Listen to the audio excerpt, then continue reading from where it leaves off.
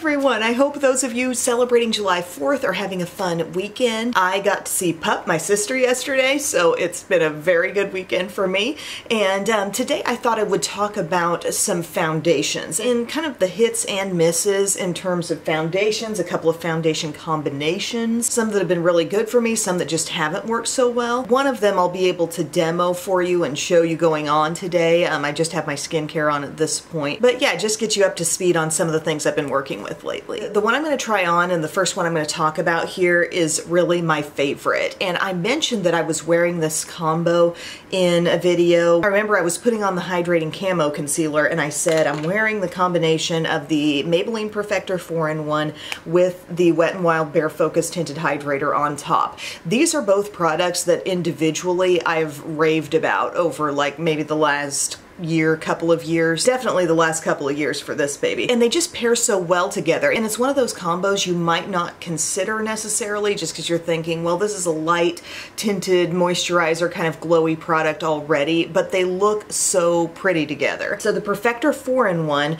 this says glow makeup, primer, concealer, highlighter, BB cream. It has every claim in the book on it, and I don't really think it serves all those functions, but I do think it works as a really nice primer. It's like if someone took a subtle liquid highlighter and added a little bit of foundation to it. So you're going to buy this in your certain skin tone. So I have light. The packaging is the same as the old Maybelline Age Rewind foundation, and you just twist the top and then you can swipe it on, and maybe you can see there on my nose, you see that skin tone color coming through.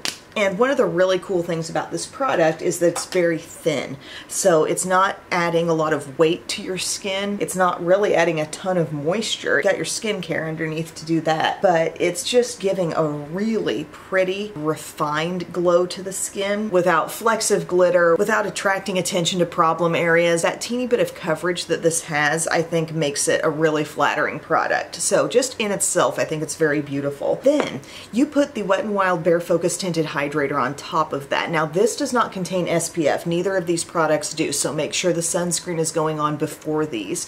But this, they say, is an oil-free perfector, delivers hydrating benefits in a buildable sheer to medium tint, and I would say that's accurate. I feel like I get a surprising amount of coverage out of this, but it's super blendable, really lightweight. It has hyaluronic acid, but like they said, it's also oil-free. It has squalane in it, and they just call it a tinted skin veil. But I feel like it has such a pretty look on the skin in comparison to a lot of different lightweight things that can just be very barely there. You see these products and you wonder, what's it going to actually do? I feel like this one, with just a pearl-sized amount, does a beautiful job on my skin. It's really been one of my favorites in that tinted moisturizer BB cream category for quite some time. It would have been so cool if like this summer they released an SPF version. Wouldn't that have been great? So I'm just dabbing it all around. I'm again grabbing for my e.l.f. Duo Complexion brush. That's what this is if you're not familiar. If you're new here, welcome. Nice to have you. As you can see, I'm just using that large side to blend it in, and I'm adding to the coverage of my look, but I still have a really pretty glow. And this lasts fairly well throughout the day. And when I'm starting to comment on staying power during this super hot heat wave time of year that we're experiencing in the Midwest, I guess technically we're kind of near the Mid-South where I live. If I'm experiencing something where I'm going outside on and off and I'm getting in and out of hot cars and it's lasting well for me, it's really saying something now. The look on the skin is just lovely. Now we haven't even added a concealer yet. We're just working with this foundation combo, and I think it's so, so pretty. Luminous, light, great for summer. I just really wanted to show you those products going on. I knew I mentioned them, but I wanted you to see what it looks like. And then just because we're talking complexion right now, I'll add a little concealer to this. This is just e.l.f. Hydrating Camo Concealer. This is the light peach shade. Oops, got that in a little bit of the wrong spot. And then you can just see what the addition of a little coverage looks like here. And I think you'll be very impressed. When I get around the under eye, I flip to that smaller side so I can take my dots, smooth them around. Now everything's taking up more of a surface area, and I can bounce over it with the larger side of the brush. I'm sorry, but this is very satisfying. Like, just to be able to use these very accessible, really great quality drugstore products and get such a radiant, pretty look on the skin. I absolutely love it. See, look at that. We're covered and a little extra brightened up on the under eye, but we've got a beautiful look all over the rest of the skin as well. I'm so pleased with this little combo, and I really wanted to highlight that because I just think it's such a great summer look. Also, can I ask, do full moons actually, like, is this just a myth or something people say? Or is it real? Do full moons keep you up at night? Because last night there was a giant full moon, and I don't think it was just like the added brightness in the sky. I woke up at between midnight or 1 o'clock, somewhere in there, and I just could not sleep. I felt so wide awake. I was thinking about everything under the sun, or under the moon, and I had a really hard time getting back to sleep. I didn't let myself get out my phone. I didn't let myself like get out of the bed. I just thought, I'm staying here. I don't know, I may have solved a few of the world's problems in that time, but it was just crazy because we were all taking note of the way the moon looked before bed, like this big, giant, orangey kind of moon. Anyways, I'm gonna finish my face of makeup and then I'll come back and discuss some of my other like foundations and foundation combos. Alrighty friends, my makeup is complete. I'll fill you in on what else is on my skin. I, let's see, set my under eye with my Laura Mercier loose powder, the Ultra Blur. I set my T-zone with that as well. I used Physicians Formula Butter Bronzer as my bronzer slash contour today. For my blush, I tried out another shade of the NARS liquid blush that I hadn't used yet. This is the one called Brazen, and the color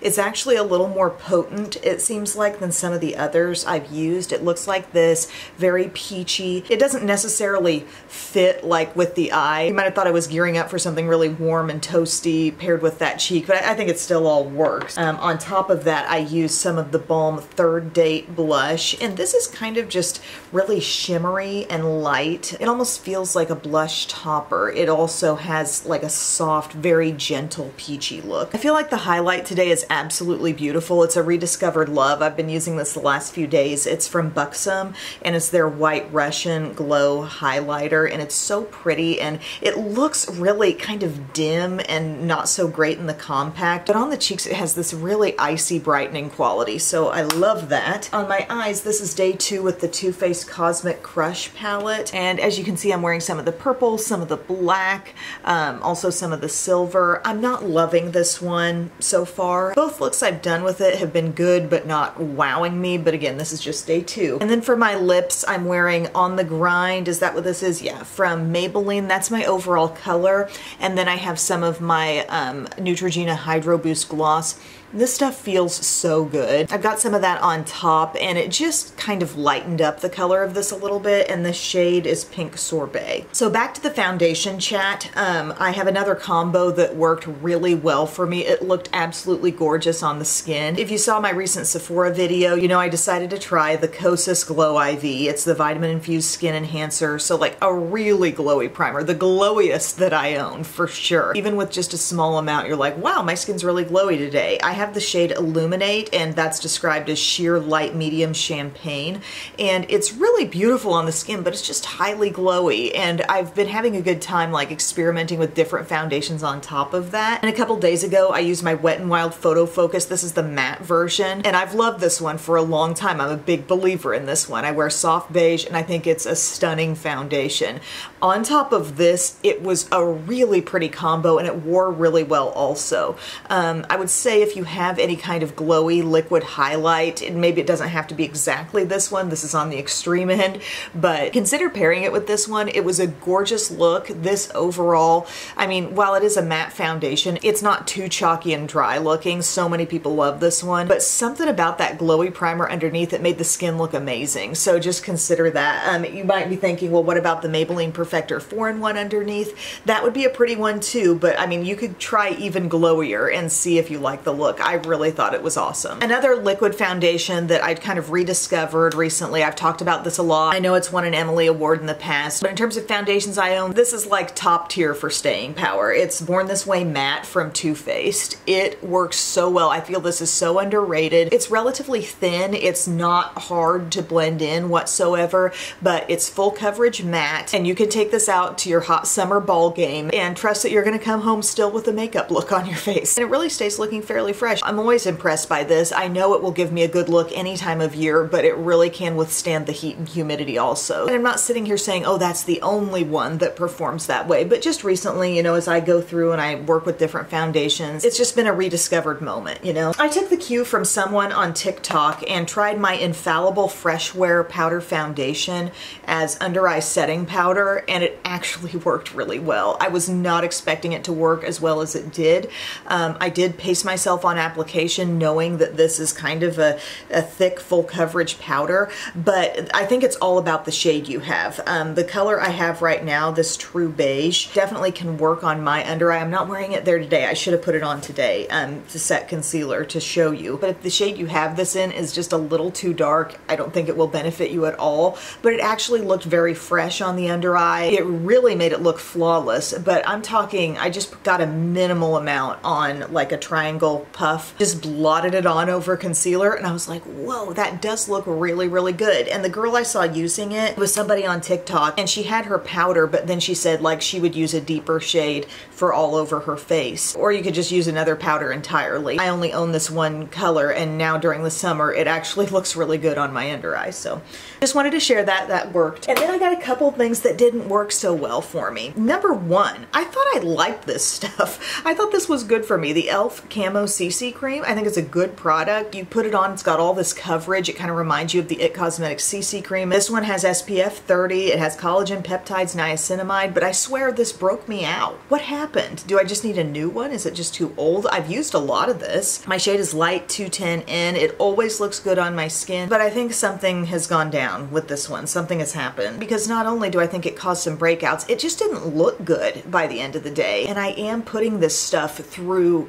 rough conditions. We've been in a heat wave. We've had 100-degree temperatures, high humidity. At one point they said Southern Illinois had higher humidity than Miami and New Orleans. Like, it's been rough here lately. So I am putting it through some stuff, but I have not been as impressed by this as I thought I once was. And then also the Maybelline, the new 24-hour skin tint. It says plus vitamin C. The shade I have is 130. I have been using this on and off. I've been really trying to figure this one out because I know it's new on the market. Lots of people are wondering about it. First off, when you look closely at it, it kind of reminds me of the L'Oreal Hyaluronic Tinted Serum. You can see a little sheen in the bottle. Can you see it? Not on the glass, but in the bottle. There's a little bit of luminosity there. Things I like about this, I really like how thin it is, and it packs a potent coverage punch. The first time I used it, and it was on camera, I put on way too much. I was like, whoa, I only need like a third of the amount I put on my skin. So watch out for that. But I like foundations that have that little goes a long way quality. So it was a good weight on the skin, good coverage. However, all in all,